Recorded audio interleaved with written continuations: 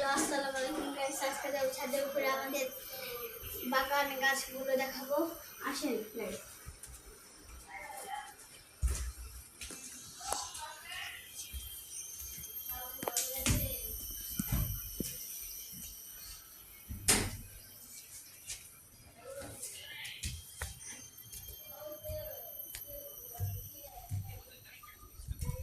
প্রথমে আমি দেখাবো আমাদের লেবু গাছ,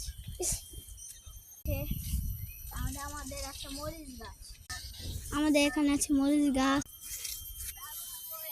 মরিচ গাছ, কাঁচামরিচ সেই স্বাদ।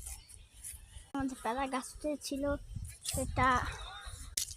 আর এই যে দেখুন আমাদের ড্রাগন ফলের চারা গাছ, আর এই যে দেখুন আমাদের ড্রাগন ফলের চারা।